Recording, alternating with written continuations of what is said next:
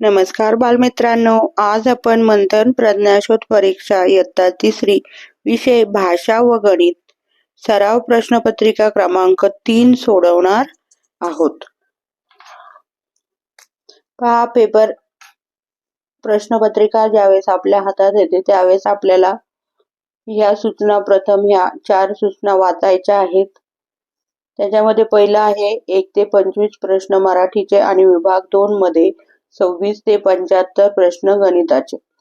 पहा, उत्तरपत्रिकेतील प्रश्न क्रमांकासमोर उत्तराचा योग्य पर्याय छायांकित करताना काळ्या किंवा निळ्या रंगाच्या बॉल पेनचाच वापर करायचा आहे. तिसरी सूचना आहे उत्तरपत्रिका तपासणी संगणकीय असल्याने उत्तरपत्रिकेस घडी घालू नये, स्टेपल करू नये व खाडाखोड करू नये. चौथी सूचना आहे एकापेक्षा अधिक रंगवलेली वर्तुळे ग्राह्य धरली जाणार नाही. त्याच्यामध्ये योग्य पद्धत ही अशी आहे, 4 मधला एकच गोल व्यवस्थित रंगवायचा, बाहेर जाऊ द्यायचं नाही. अयोग्य पद्धतीत फुली ते बरोबर इथं अर्ध असं हे चालणार नाही. पहा, पहिला विभाग आहे विभाग 1 मराठी. पहा, प्रश्न 1 व 2 साठी सूचना. खालील उतारा काळजीपूर्वक वाचून त्या खालील प्रश्नांच्या उत्तरांचे पर्याय क्रमांक शोधा. पहा, इथे एक उतारा दिलाय, तो आपल्याला काळजीपूर्वक वाचायचा आहे आणि त्या खालच्या प्रश्नांची उत्तरे शोधायची आहे. पहा, उतारा आहे वृक्ष माणसाला सावली देतात, सुगंधी फुले देतात, विविध प्रकारची पाने देतात, सुमधुर आणि वेगवेगळी रुची असणारी फळे देतात. कित्येक वृक्ष आपल्याला औषधी पानांच्या रूपाने माणसाला मदत करतात. ब्रह्मी, गवती चहा, ओवा, अडुळसा यांनी माणूस आपल्या अनेक व्याधी दूर करू शकतो. तसेच काही वनस्पती माणसासाठी सुगंध निर्माण करतात. केवडा, ढवणा, मरवा, पाचू आणि सुगंधाचा राजा चंदन हे सारे माणसाला प्रसन्न करण्यासाठी आपले सर्वस्व अर्पण करतात. मानवाप्रमाणे पक्ष्यांनाही वृक्ष आसरा देतात. पानगळीच्या दिवसात हे आपले मित्र निष्पर्ण होतात. ऋतू बदलला की पुन्हा त्यांना कोवळी पाने फुटतात आणि वर्षा ऋतूत पुन्हा हे वृक्ष हिरवीगार होतात. जणू आपल्या जीवनक्रमातून हे मानवांना संदेश देतात, संकटातून खचून जाऊ नका. पहा, आता आपण हा उतारा वाचला आहे. आपण त्या खालचे प्रश्न आता सोडवणार आहोत. प्रश्न पहिला, वरील उतार्यात किती वृक्षांचा उल्लेख आला आहे? पहा, यामध्ये ब्राह्मी, गवती चहा 1, 2, 3, 4 नंतर 5, 6, 7, 8 आणि 9 अशा 9 वृक्षांचा उल्लेख आला आहे. ते आहे पर्याय क्रमांक 1 मध्ये. दुसरा प्रश्न आहे पानगळतीच्या दिवसात झाडे कशी होतात? पानगळतीच्या दिवसात आपले मित्र म्हणजे वृक्ष निष्पर्ण होतात. पर्याय क्रमांक 3. प्रश्न 3 व 4 साठी सूचना. खालील कविता वाचून त्या खाली विचारलेल्या प्रश्नांची उत्तरे पर्यायातून शोधा. हा कविता आपल्याला वाचायची आहे काळजीपूर्वक आणि मग त्याच्या खालच्या प्रश्नांची उत्तरे सोडवायची आहेत. फुलावर हळूच बसून मध पितेस भराभरा, गुंगुंग करून मिरवते बागेमध्ये भारी तोरा. इवला इवला मध साठून केवढे मोठे बांधले पोळे, बऱ्या सगळ्या भेटल्या बेरकी, झाड बिचारे शोधले भोळे. किती दिवस लागले सांग मोठे घर बांधायला, छान वाटत असेल नाही गोड घरात राहायला. तुझ्यासारखेच काम करून एकोप्याने राहू आम्ही राहू, आल्या गेल्या पाहुण्याला मधासारखे शब्द देऊ. पहा, प्रश्न आहे वरील कवितेत कशाचे वर्णन आले आहे? याच्यामध्ये वरील कवितेमध्ये फुलाचे, मधाचे, मधमाशीचे का मधमाशीच्या घराचे? मधमाशीच्या घराचे वर्णन आलेले आहे. पुढचा प्रश्न आहे प्रश्न 4. कवीने कोणते वचन दिले आहे? कवीने एकत्र राहण्याचे, मोठे घर बांधण्याचे, एकमेकांशी वैर करण्याचे, मध पिण्याचे. तर याच्यामधले एकत्र राहण्याचे वचन कवीने दिले आहे. पर्याय क्रमांक 1. प्रश्न 5. पुढील वाक्यात रिकाम्या जागी योग्य क्रियापदाचा पर्याय शोधा. सौरभ अभ्यास करतो. मुलगा आहे म्हणून करते, जातो, करतो, होती. अभ्यास करतो. मुलगा आहे म्हणून करतो. पुढे आहे प्रश्न 6. खालील शब्दगटातील स्त्रीलिंगी शब्दाचा पर्याय क्रमांक शोधा. मोर, तो डोंगर, तो नर, परंतु ती लांडोर. ती म्हणजे स्त्रीलिंगी, मग ती लांडोर. पर्याय क्रमांक 4 बरोबर आहे. प्रश्न 7.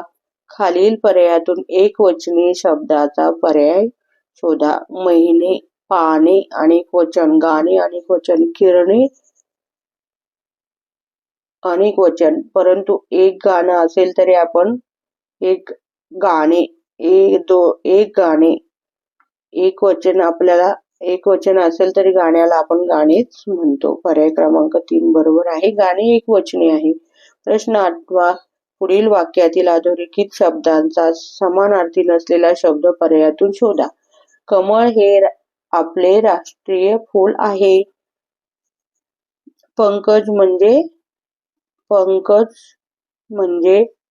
कमळ. अंबुज म्हणजे पण कमळ आणि सरोज म्हणजे पण कमळ. परंतु अंडज म्हणजे कमळ नाही. मग ड हे त्याचा समानार्थी शब्द नाही. मग ती आहे पर्याय क्रमांक 4. हा त्याचा समानार्थी शब्द नाही. अंडज. पर्याय क्रमांक 4. पुढचा आहे 9. सोबतच्या आकृतीत अक्षरांना क्रमांक दिलेले आहेत. खालील पर्यायातील कोणत्या क्रमांकाच्या अक्षराचा गट घेतल्यास ऐकून समाधान होणे या अर्थाचा वाक्प्रचार तयार होईल. पहा इथं पहिला जर घेतला 2, 1 नंबरचा, 2 नंबरला आहे का, 7 नंबरला आहे न, 5 नंबरला आहे फू, 2 नंबरला आहे का, 6 नंबर कान फुंकणे. असा ऐकून समाधान होणे म्हणजे कान फुंकणे हे होणार नाही. 2 नंबरला आहे. 2 नंबरला का, नंतर 7 नंबरला आहे न, कान. 1 नंबरला आहे नी, 4 नंबरला व आणि 6 नंबरला ने. कान निवणे. बरोबर. ऐकून समाधान होणे म्हणजे कान निवणे. म्हणजे हा पर्याय क्रमांक 2 बरोबर आहे. बाकीचे पर्याय हे चुकीचे आहेत. पुढचा आहे प्रश्न क्रमांक 10. पुढील म्हणीचा योग्य अर्थ दर्शवणाऱ्या शब्दसमूहाचा क्रमांक शोधा. रात्र थोडी, सोंगे फार. कोठेही त्याचे पर्याय क्रमांक 1 आहे. कोठेही गेले तरी परिस्थिती तीच असणे. हे बरोबर नाही. 2 भित्र्या माणसावर अनेक संकटे कोसतात. हे पण बरोबर नाही. आपल्या योग्यतेस न शोभेल असे वर्तन करणे. हे पण नाही. कामे पुष्कळ पण ती पार पाडण्यास वेळ नाही. असा हा रात्र थोडी सोंगे फार याचा अर्थ आहे. म्हणजे पर्याय क्रमांक 4. पुढे आहे प्रश्न 11 व 12 साठी सूचना. खाली दिलेला संवाद काळजीपूर्वक वाचून त्याखाली दिलेल्या प्रश्नांची उत्तरे पर्यायातून शोधा. हा संवाद आपल्याला प्रथम वाचायचा आहे. महेश, आज फळ्यावर सुविचार कोणी लिहिला? मला माहित नाही गुरुजी. गुरुजी, त्या नवीन आलेल्या मुलाने लिहिलाय. कोण रे तो? दिनेश जवळ बसलेला? होय गुरुजी. नाव काय रे तुझे? रमेश. तू लिहिलाय का रे हा सुविचार? होय गुरुजी, मी लिहिलाय तो सुविचार. या सुविचाराचा अर्थ सांगू शकशील का? सज्जनांच्या सहवासामुळे चांगले विचार ऐकायला मिळतात. वा, फार छान. हा संवाद वाचला. आता आपण त्याची प्रश्नांची उत्तरे सोडवणार आहोत. पहिला आहे 11वा प्रश्न. फळ्यावर सुविचार कोणी लिहिला होता? फळ्यावर इथं आपण पाहिलं, नाव काय रे तुझे? रमेश. मग तू लिहिलाय का रे हा सुविचार? होय गुरुजी मी लिहिलाय. म्हणजे हा विचार रमेशने लिहिलाय. पर्याय क्रमांक 3. पुढचा आहे प्रश्न 12वा. वरील संवादावरून कोणता सुविचार लिहिला असावा? पहा, सज्जनाच्या सहवासामुळे चांगले विचार ऐकायला मिळतात. मग पर्याय क्रमांक 1 आहे, केल्याने होत आहे रे, आधी केलेच पाहिजे, हे येणार नाही. सुसंगती सदा घडो, सुजन वाक्य कानी पडो. पर्याय क्रमांक 2 बरोबर आहे. पुढे आहे प्रश्न 13वा. खाली वाक्यातून शुद्ध वाक्याचा पर्याय शोधा. अजय दररोज व्यायाम करतो. पाहिजे होतं तर करते, हे चूक आहे. अजय दररोज व्यायाम करतो. इथं दररोज पाहिजे होतं, हे पण चुकीचं आहे. अजय दररोज व्यायाम करतो, हे पण चुकीचं आहे. अजय दररोज व्यायाम करतो, हे वाक्य बरोबर आहे. पर्याय क्रमांक. पुढचा प्रश्न आहे प्रश्न क्रमांक 14. पुढील वाक्यात कोणते विरामचिन्ह वापराल? किती सुंदर बाग आहे ही. हे इथं आपल्याला उद्गारवाचक आश्चर्य वाटलंय म्हणजे उद्गारवाचक चिन्ह वापरावं लागेल. पर्याय क्रमांक 3. प्रश्न 15 ते 17 साठी सूचना. रिकाम्या जागी योग्य शब्द निवडून सुसंगत वाक्यांचा परिच्छेद तयार करा. हा 15वा प्रश्न आहे. वसंत ऋतूत टिंब टिंब आवाज आपले लक्ष वेधून घेतो. काव काव, म्याव म्याव, चिव चिव, कुहू कुहू. वसंत ऋतूमध्ये कोकिळा कुहू कुहू करत असते, तिचे आवाज आपलं लक्ष वेधून घेतो, म्हणजे पर्याय क्रमांक 4. पुढचा आहे 16वा प्रश्न. टिंब टिंब या मधुर आवाजामुळे कुणालाही त्याचा रंग खटकत नाही. कोकिळचा रंग काळा असतो, परंतु त्याचा आवाज छान असतो, खूप सुंदर आवाज आहे, म्हणून त्याचा रंग आपल्याला खटकत नाही. प्रश्न 17वा. या पक्षाच्या मादीला टिंब टिंब म्हणतात. कोकिळेच्या मादीला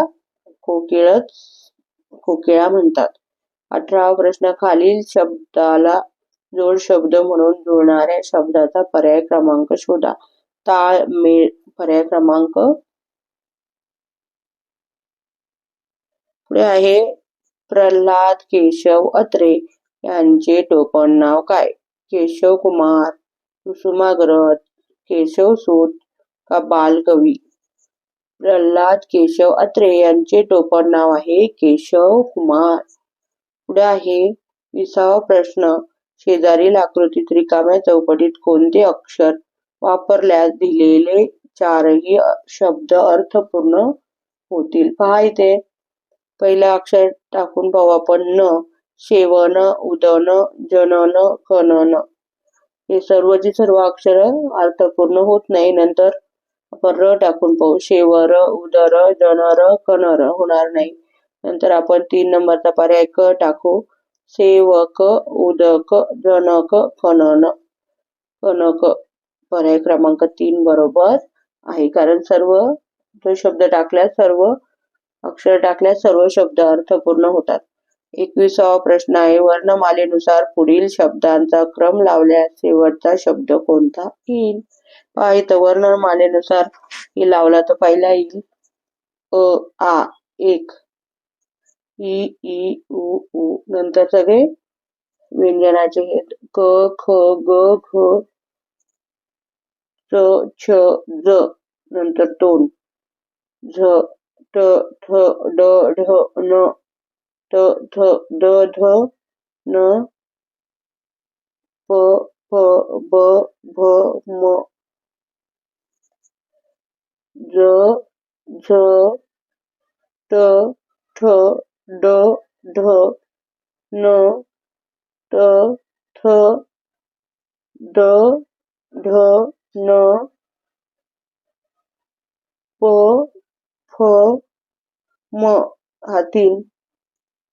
प, फ, ब, भ, म, य, र, ल, व. म्हणजे हे 4. 1, 2, 3 आणि 4. एक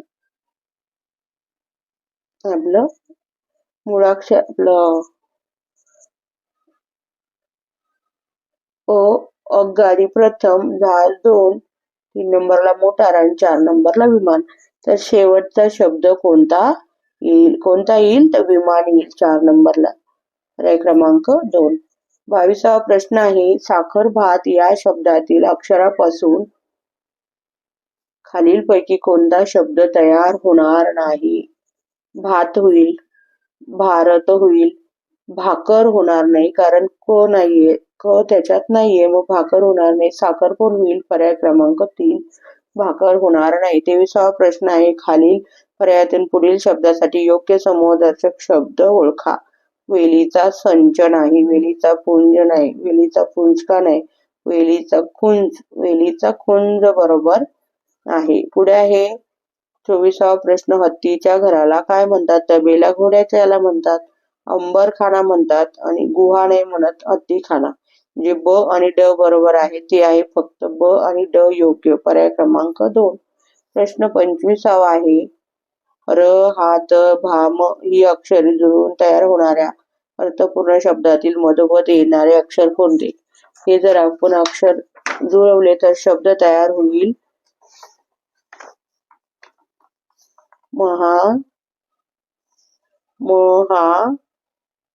भारत. याच्यामधला इकडे 2 अक्षर, इकडे 2 अक्षर, मधला आहे भा. पर्याय क्रमांक 1 बरोबर. विभाग दुसरा, गणित. 26वा प्रश्न, एका संख्येला 8 ने भागले तेव्हा भागाकार 8 आला व बाकी 6 उरली तर ती संख्या कोणती? 8 पासून 8 पर्यंत मोजलं तर 8 8 64 आणि बाकी 6 उरतीये म्हणजे ते येईल 70. याला आपण 70 ला 8 ने भागलं, 8 8 64 खाली राहिले 6 बरोबर. 6 भागाकार आला आणि बाकी राहिली 6 म्हणजे 70 ही संख्या आहे. पुढे आहे 27वा प्रश्न, 250 हे अंक एकदा घेऊन मिळणारी 3 अंकी लहानात लहान संख्या कोणती? 0 प्रथम आपल्याला घेता येत नाही, तो 2 नंबरला घ्यावा लागेल. मग लहान संख्या तयार करताना आपण लहान अंकापासून सुरुवात करतो, परंतु 0 पहिला घेतला तर दुसऱ्या 2 अंकाची 2 संख्या होईल. आपल्याला 3 अंकी संख्या सांगितली आहे, मग 2 आणि मग 0, 205 205. पर्याय क्रमांक 4 ही लहानात लहान संख्या तयार होईल. पुढे आहे 28वा प्रश्न, 4 दशक आणि इथे पहा 4 दशक आणि इकडे आहे 7 शतक. तर 4 दशक म्हणजे 40 आणि 7 शतक म्हणजे 700. मग 40 हे मोठे आहे, 700 हे मोठे आहे 40 पेक्षा, म्हणजे जी मोठी संख्या आहे त्याच्याकडे आपण हे मगरीचं उघडलेलं तोंड करतो, इकडे तोंड करणारा आपल्याला चिन्ह शोधावं लागेल. ते आहे पर्याय क्रमांक 3 मध्ये. 29वा प्रश्न, 3 अंकी सर्वात मोठी समसंख्येतून 3 अंकी सर्वात मोठी समसंख्या होईल 998. त्या संख्येमधून आपल्याला 2 अंकी सर्वात लहान विषम संख्या वजा करायची. 2 अंकी सर्वात लहान संख्या, 2 अंकी संख्या तयार होतात 10 पासून. 10 ही सम संख्या आहे, मग 11 ही सर्वात लहान विषम संख्या आहे. ती वजा केली तर किती उत्तर येईल? 8 मधून 1 गेला 7, 9 मधून 1 गेला 8 आणि 987 उत्तर येत आहे. ते आहे पर्याय क्रमांक 1 मध्ये. प्रश्न 30वा, 4 मीटर आणि 4 सेंटीमीटर म्हणजे किती सेंटीमीटर? 4 मीटर, 1 मीटर बरोबर 100 सेंटीमीटर. मग 4 मीटरचे झाले 400 आणि हे वरचे 4 सेंटीमीटर म्हणजे 404 सेंटीमीटर हे बरोबर उत्तर आहे. पर्याय क्रमांक 3. पुढचा प्रश्न आहे प्रश्न 31वा, खालील आकृतीत रेखांकित भाग दर्शवणाऱ्या अपूर्णांकाची बेरीज केल्यास किती उत्तर येईल? 12 पैकी इथं 1 2 3 4 रंगवलेत आणि दुसऱ्या याच्यात 1 2 3 4 5 6 रंगवलेत, मग 6 आणि 4 10. मग 12 पैकी 10 रंगवलेत, हे एकूण भाग असतात वरती रंगवलेले, मग 12 पैकी 10 रंगवलेत म्हणजे पर्याय क्रमांक 4 बरोबर आहे. 32वा प्रश्न 1.25 लिटर मिलीलिटर किती? 1 लिटरचे 1000 मिलीलिटर आणि हजारातला 1.25 भाग म्हणजे 250. मग 1 लिटर आणि 250 1 लिटर आणि 250 1250 म्हणजे 1.25 लिटरचे किती होतील? 1250 मिलीलिटर. पर्याय क्रमांक 2. 33वा प्रश्न आहे 214 गुणिले 4. 214 ला जर 4 ने गुणलं, 214 गुणिले 4, 4 चोक 16, हाताला 1, 4 1 4 आणि 1 5, 4 दुणे 8, 856 उत्तर येते. ते आहे पर्याय क्रमांक 3 मध्ये. पुढे आहे एका मजुराची 2 आठवड्याची मजुरी 980 रुपये असल्या त्या मजुराची एका दिवसाची मजुरी किती? 2 आठवडे म्हणजे एक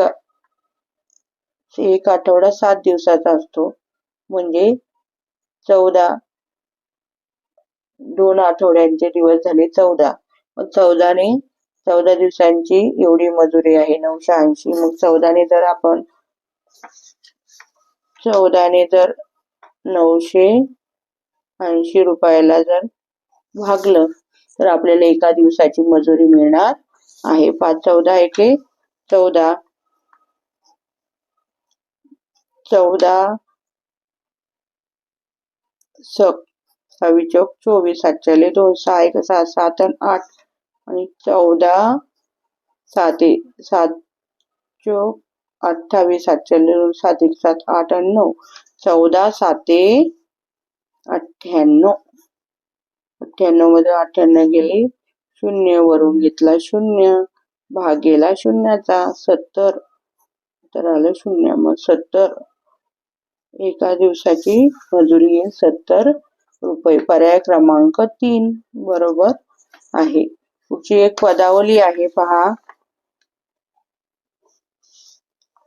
50 वजा 25 भागिले 5 अधिक 1 गुणिले 0 बरोबर किती? ज्यावेळेस पदावली असते त्यावेळेस आपल्याला गुणाकार आणि भागाकार प्रथम करायचा आहे. हा भागाकार आणि हा गुणाकार आपण करून घेऊ. 50 वजा 25 ला 5 ने भागायचा आहे. 5 चा भाडा 25 येईपर्यंत म्हणायचा. 25 5 125 अधिक 1 गुणिले 0. कोणत्याही संख्येला 1 शून्याने गुणलं तर उत्तर 0च येतं. म्हणून आता या गुणाकार आणि भागाकार या क्रिया झालेल्या आहेत. आता बेरीज आणि वजाबाकी याच्यामधले आधी बेरीज आपण करणार आहोत. 5 मध्ये 0 मिळवला तर 5च राहिले आणि इथे 50 मधून 5 गेले, 5 अधिक 0, 5 मध्ये 0 मिळवले तर 5च राहिले. आता हे इथं 5 राहतील आणि वरून 50 वजा हे 5, 50 मधून 5 गेले, राहिले 45. पर्याय क्रमांक 1 बरोबर आहे. पुढचा प्रश्न आहे 37वा प्रश्न. खालील पैकी कोणती आकृती रेषेची नाही? ज्या दोन्ही दिशेला बाण असतो ती रेषा असते. ही रेषा आहे, ही रेषा आहे, ही रेषा आहे, परंतु एकाच बाजूला अखंड आणि एका बाजूला अमर्याद असा कोण असतो, ती रेषाखंड असतो. हा रेषाखंड आहे, रेषा नाही. मग पर्याय क्रमांक 4. पुढे आहे 37वा प्रश्न. या 5 आणि 8 या फुली दिली या दोन अंकांच्या मध्ये या संख्येला 3 ने निशेष भाग यासाठी फुलीच्या जागी खालीलपैकी कोणता लहानात लहान अंक येईल? हा इथे 3 ने निशेष भाग म्हणजे पूर्ण भाग जाण्यासाठी आपल्याला इथं कोणती संख्या टाकता येईल ते पाहायचं आहे. आपण ते टाकून घेऊ. पहिल्यांदा 1 टाकू, मग पाहू निशेष भाग जातोय का. मग 1 1 आणि भागिले 3, 3 ने भाग द्यायचा आपल्याला. 3 एके 3, 2 राहिले वरून घेतला, 3 7 21, 0 वरून घेतला 8, 8ला निषेध भाग जात नाही म्हणून याने 1ने जाणार नाही. पुढे आहे 0. 3 एके 3. 5मधून 3 गेले राहिले 2 वरून घेतला 0. 3 15 3 सक 18. 20मधून 18 गेले 2 आणि वरून 28 8 घेतले झाले 28. 3च्या पाड्यात 28 नाही हा पण भाग पूर्ण जाणार नाही. निषेध भाग जाणार नाही. विशेष भाग म्हणजे बाकी 0 येणं. इथं बाकी 0 येत नाही. या दोन आता पर्याय क्रमांक 3 आहे 2. आता 5 2 आणि 8 528 भागिले 3. 3 एके 3. 2 राहिले वरून 2 घेतले. 3 15 3 सक 18. 3 7 21. 1 राहिला वरून 8 घेतले. 3 15 3 सक 18 म्हणजे 18मधून 18 गेले 0. बाकी 0 आली म्हणजे 3ने ह्या संख्येला निषेध भाग गेला. मग या फुलीच्या जागी आपल्याला 2 टाकावा लागेल. पुढे आहे 58 दिवस बरोबर किती आठवडे व किती दिवस. 58 दिवस बरोबर किती आठवडे आणि किती दिवस. एक आठवडा असतो 7 दिवसांचा. मग आपल्याला 58 चे दिवसाचे आठवडे काढायचे. मग त्याला आपल्याला 58ला एक आठवडा म्हणजे 7 दिवसांनी आपल्याला भागावा लागेल. 7 5 35 7 सक 42. 7 8 56. मग 58 2 गेले 56 गेले राहिले 2. मग 8 आठवडे आणि 2 दिवस. पर्याय क्रमांक ड तो आहे फक्त ड बरोबर फक्त ड. पर्याय क्रमांक 1. 8 आठवडे 2 दिवस. पुढचा आहे 39वा प्रश्न. गणेशवाडी या गावची एकूण लोकसंख्या 995 आहे. त्यापैकी 884 साक्षर आहेत तर त्या गावातील निरक्षरांची संख्या किती. या एकूण लोकसंख्येमधून साक्षर वजा केले तर निरक्षर आपल्याला भेटणार आहे. मग लोकसंख्या आहे 995 आणि साक्षर आहेत 884. एकूण लोकसंख्येतून साक्षर वजा केले तर निरक्षर निघणार आहेत. 5मधून 4 वजा होत नाही. 5मधून 4 गेले 1 राहिला. 9मधून 8 गेले 1. 9मधून 8 गेले 1. 111 निरक्षर आहेत. पर्याय क्रमांक 1 बरोबर आहे. पुढचा आहे 40वा प्रश्न. 473 479 408 454 या संख्या चढत्या क्रमाने लावल्यास शेवटी कोणती संख्या येईल. चढत्या क्रमाने ज्यावेळेस आपण संख्या लावतो त्यावेळेस सर्वात लहान संख्या प्रथम घेत असतो. इथे सर्वात लहान संख्या 400. शतक घरात 4 4च आहेत. दशक पाहायचा. दशक घरात पण इथे 2 ठिकाणी 7 7 आहे. इथं 0 आणि 5. सगळ्यात लहान आपल्याला 4 पैकी संख्या शोधायची. इथे 0 आहे मग ही 1 येईल नंबर. त्याच्यापेक्षा थोडीशी मोठी आहे. 2 नंबरला दशक घरात 5 आहेत. 2 नंबरला येईल. इथं 2 7च आहेत परंतु इथं एक घरात 3 आणि इथं 9 आहेत. 1 2 3 आणि 4. शेवटची संख्या विचारली मग 489 ही येईल. 41वा प्रश्न. 6 तास 49 मिनिटे बरोबर किती. 6 तास. एका तासात 1 तासामध्ये 60 मिनिटं. मग 6 तासामध्ये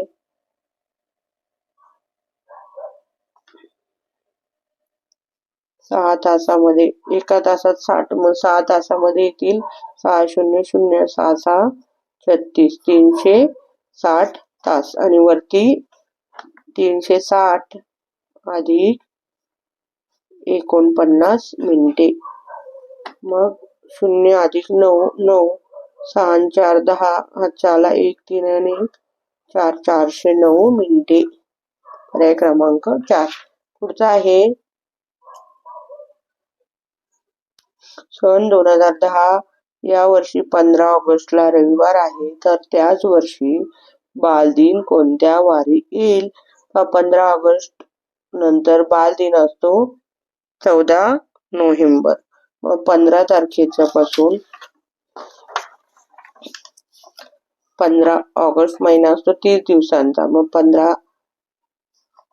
31 दिवसांचा. मग 15 आणि हे झाले 15 16 दिवस. आणि सप्टेंबर असतो 30 दिवसांचा. मग 30 ऑक्टोबर असतो 31 दिवसांचा. आणि हे 14 दिवस. मग 6 आणि 7 8 9 10 11. त्याला 1 3 3 6 7 8 आणि 9 91 दिवस. आणि त्याला एक वार 7 दिवसांनी येतो. मग 91 ला 7 ने भागलं. 7 एके 7 8 9 2 राहिले. 7 त्रिक 21.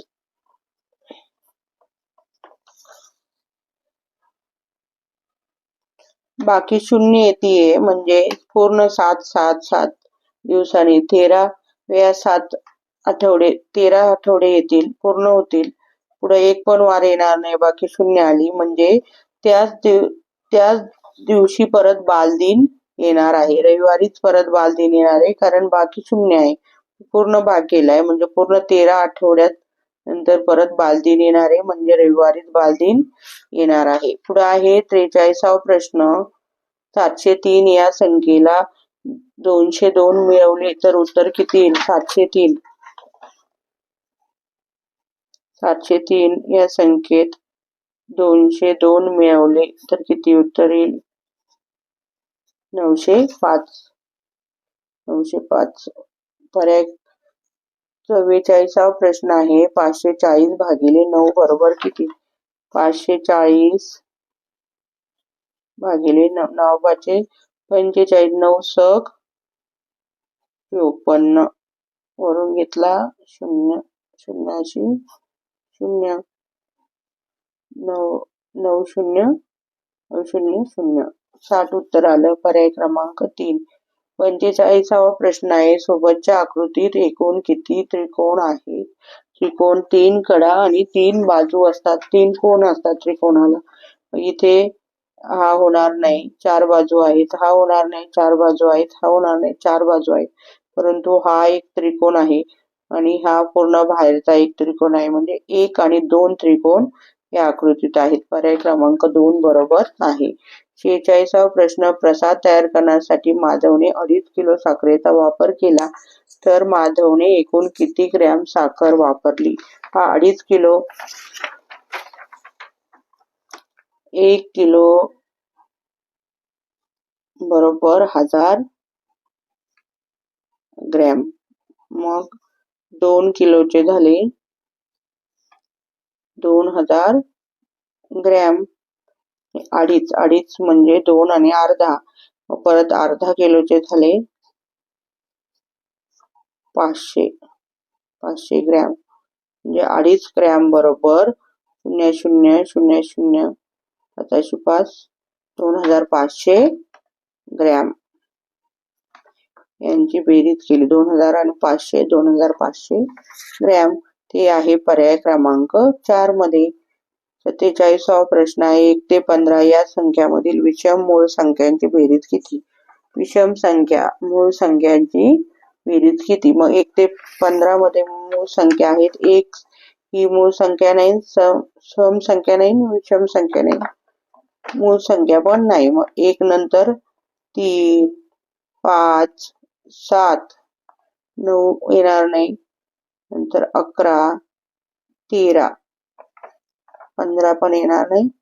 पुढे आहे 3 5 7 11 आणि 13 ह्या विषम मूळ संख्या आहेत. मग यांची बेरीज केली तर 3 आणि 1 4 7 आणि 3 10 11 11 आणि 5 16 17 18 19 18 1 आणि 3 39. पर्याय क्रमांक 3 यांची बेरीज येईल ह्या संख्यांची. 3 5 7 11 आणि 13 ह्या मूळ संख्या आहेत. विषम मूळ संख्या 15 पर्यंतच्या, त्यांची बेरीज येईल 39. पर्याय क्रमांक 3 बरोबर आहे. पुढचा प्रश्न आहे प्रश्न 48. खाली दिलेल्या आकृतीपैकी चौरसाची आकृती कोणती? चौरस म्हणजे चारही बाजू समान. मग इथे ही रेषा यालाही समांतर यालाही समांतर पण चारही बाजू समांतर आहे म्हणजे हा चौरस आहे. पर्याय क्रमांक 3.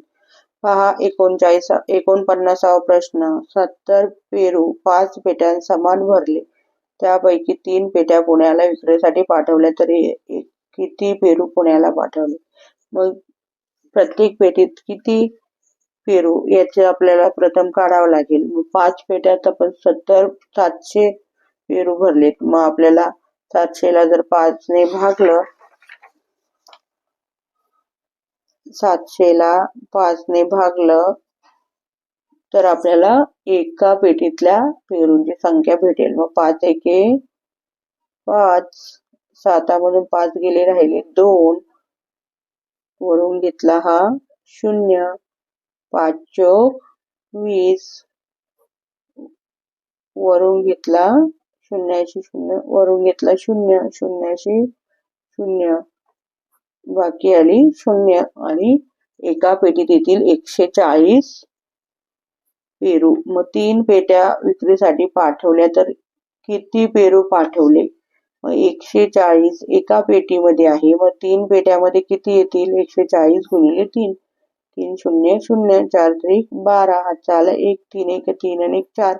420 पेरू 3 पेट्यामध्ये बसतील. ते आहे पर्याय क्रमांक 2 मध्ये. पुढे आहे 50वा प्रश्न. 8 रुपये 75 पैसे बरोबर किती? 8 रुपये आणि 75 पैसे म्हणजे 8.25 रुपये. 9 रुपयाला 25 पैसे कमी म्हणजे 9.25. पुढे आहे प्रश्न 51. 25/18 वजा 19/18 बरोबर किती? पहा इथे आपल्याला असं दिलंय 25/18 वजा 19/18 छेद समान आहे.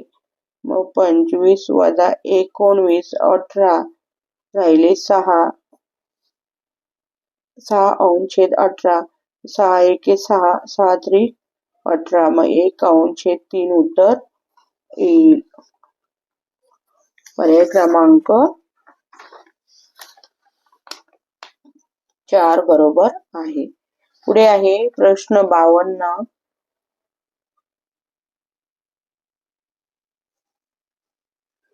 595 या संख्येतील 9 पूर्वी आलेल्या 5 या अंकाची स्थानिक किंमत किती? 9 पूर्वी आलाय हा 5. याची स्थानिक किंमत आहे. हा शतकाच्या घरात आहे. 5 शतक म्हणजे 500.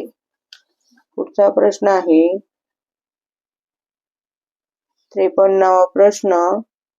विजयकडे 5 रुपये 10 रुपये व 20 रुपयांच्या समान नोटा असून एकूण रक्कम 70 रुपये आहे. तर विजयकडे एकूण किती नोटा आहेत? 5 10च्या आणि 20च्या समान नोटा. 5च्या 2 नोटा घेतल्या 5च्या 2 नोटा घेतल्या तर झाले 10 रुपये आणि 10 रुपयाच्या 2 नोटा घेतल्या तर झाली 20 रुपये आणि 20 रुपयाच्या 2 नोटा घेतल्या तर झाले 40 रुपये. 40 60 आणि 10 70 नोटा झाल्या 2 4 आणि 6. पर्याय क्रमांक 1 बरोबर आहे.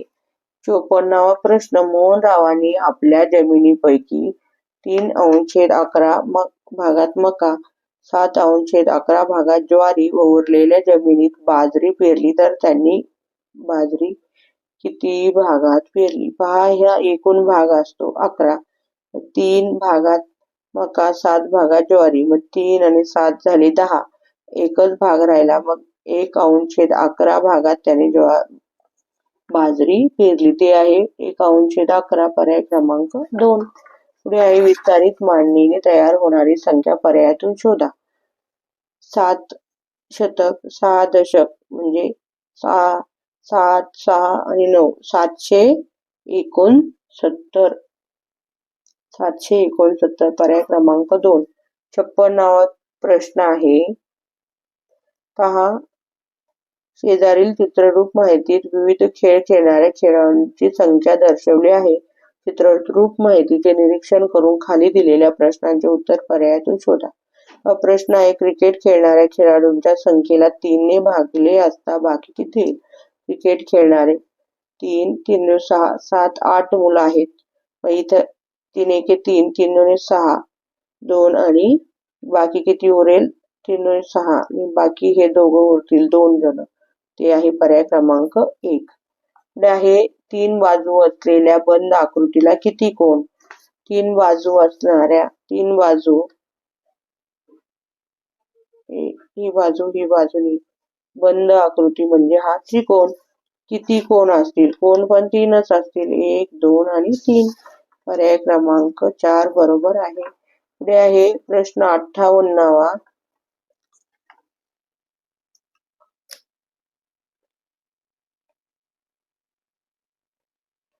17/19, 9/19, 11/19, 13/19, 5/19 हे अपूर्णांक उतरत्या क्रमाने लिहिले असता शेवटून दुसरा येणारा अपूर्णांक कोणता? पहा, उतरत्या क्रमाने लिहिले असता शेवटून दुसरा येणारा छेद समान असतील तर आपण वरची संख्या जी मोठी असेल तेच आपण मोठी संख्या तो अपूर्णांक पकडत असतो. मग उतरत्या क्रमाने लिहायचंय म्हणजे मोठ्याकडून लहान्याकडे आपल्याला मोठी संख्या आधी अपूर्णांक शोधावा लागेल. मग 17 मोठी आहे. 1, 2, 3, 4 आणि 5. शेवटून दुसरा म्हणजे शेवटी 5 आणि शेवटून दुसरा 9/19. पर्याय क्रमांक 1 बरोबर आहे. प्रश्न 60वा. जर त बरोबर 6 असेल तर ग आणि व च्या किमती अनुक्रमे खालीलपैकी कोणत्या? तर आपल्याला तिथं ते टाकायचं आहे. पहिलं आहे 2 आणि 5. पण 2, 5 आणि 6. 2, 5 आणि 6. 2, 5 आणि 6. 6, 6 2 12, 6 3 18. हातचा आला 1 3 5 15 आणि 1 16. हातचा आला 1 3 6 आणि 7. हे उत्तर येणार नाही. 828 आहे, हे येणार नाही. नंतर आहे दुसरा आहे 3 आणि 7. 3 7 6. 3 7 6. 3 7 6 म्हणजे 376. 6 6 2 12 17 18. हातचा आला 1 7 7 2 14 17 21 आणि 22. झाले 2 2 6 3 3 6 3 3 9 10 आणि 11. हे पण येणार नाही. पुढे आहे येणार नाही. पुढे आहे 3 आणि 2. 3 2 6. 3 2 6 म्हणजे 326. 6 12 18. अच्छा 1 2 4 6 7. 3 3 6 आणि 3 9. हे पण येणार नाही. पुढचं आहे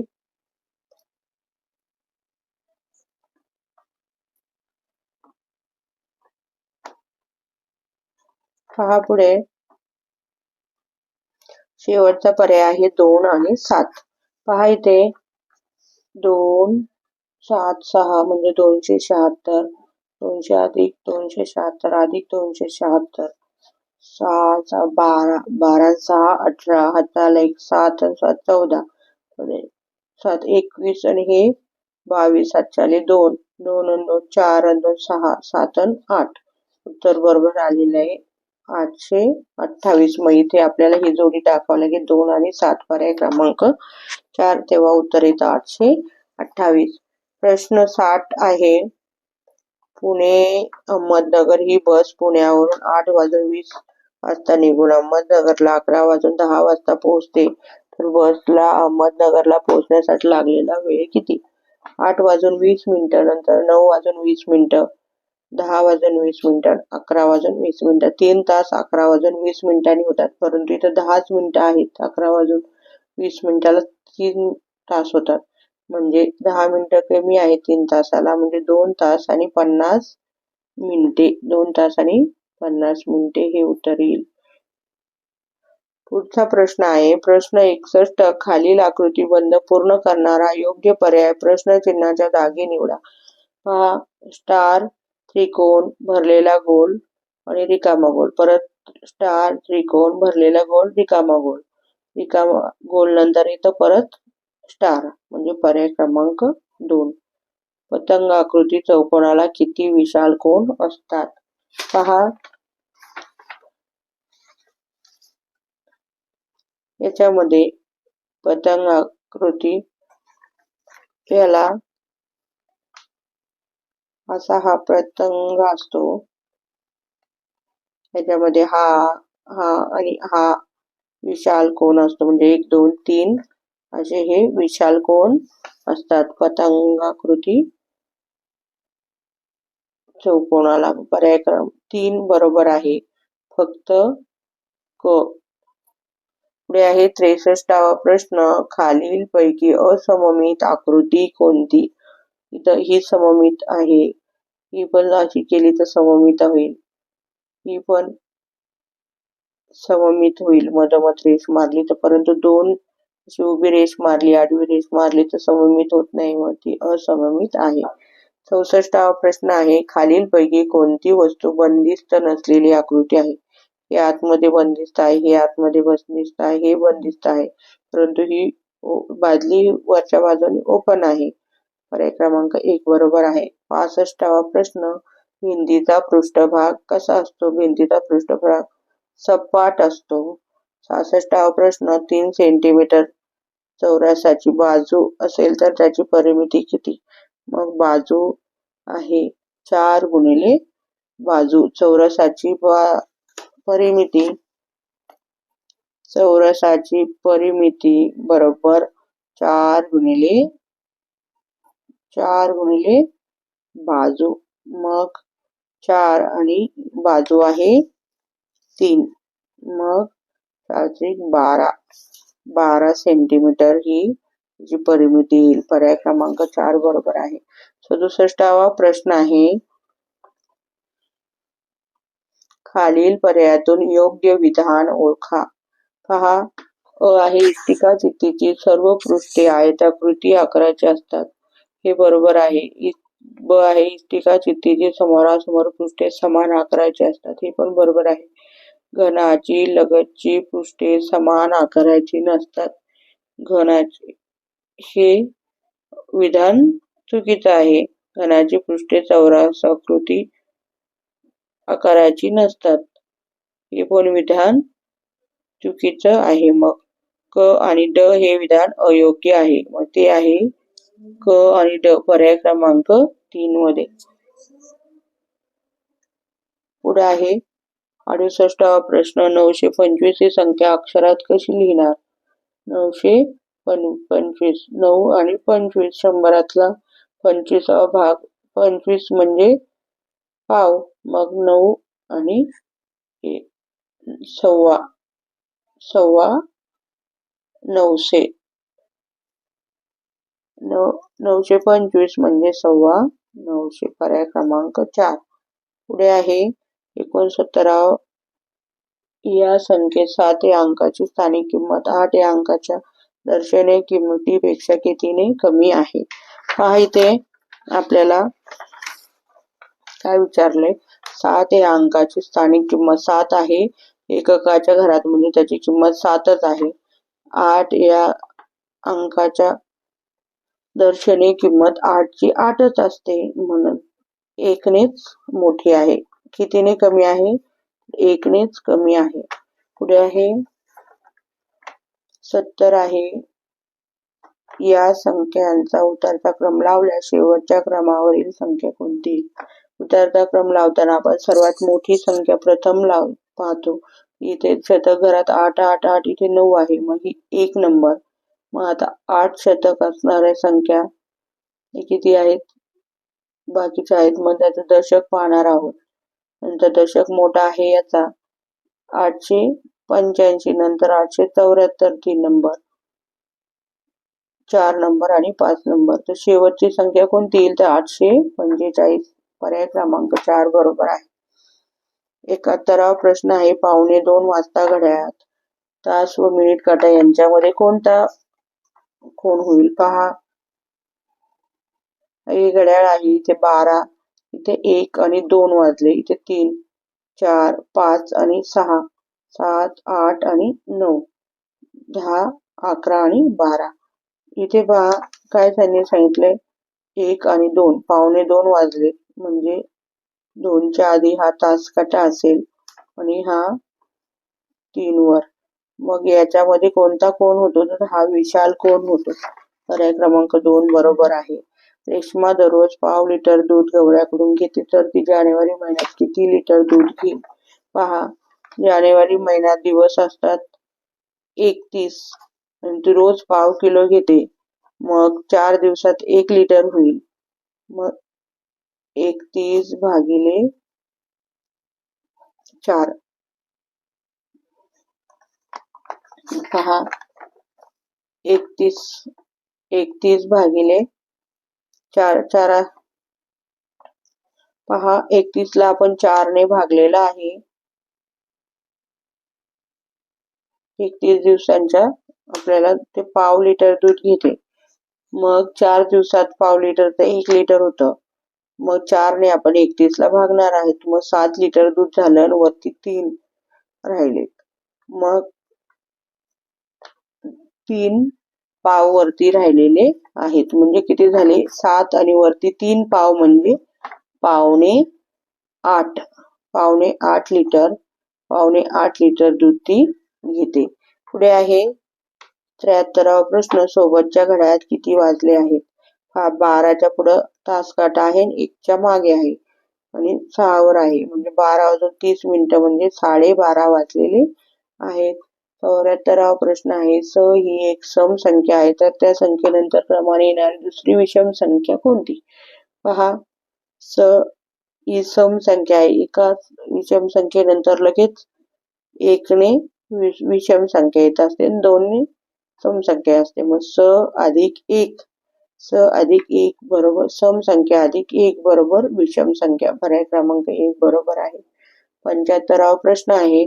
एक समभुज त्रिकोणाची परिमिती 18 आहे, तर त्या त्रिकोणाच्या प्रत्येक बाजूची लांबी किती? पहा, त्रिकोणाला 3 हे असतात. मग याचा आहे 3 बाजू असतात. मग त्रिकोणाचे समभुज त्रिकोण म्हणजे तिन्ही बाजू समान असतात. 3 बाजू आणि 18 सेंटीमीटर परिमिती. मग 18ला जर आपण 3 ने भागलं, 18ला आपण 3 असा समभुज त्रिकोण आहे. त्याची सर्वांची परिमिती 18 आहे. मग बाजू 3 आहेत, समान लांबीच्या आहेत. मग 18ला 3 ने भागलं, 15 3 सक 18. मग प्रत्येक बाजूची लांबी येईल 6 सेंटीमीटर. धन्यवाद.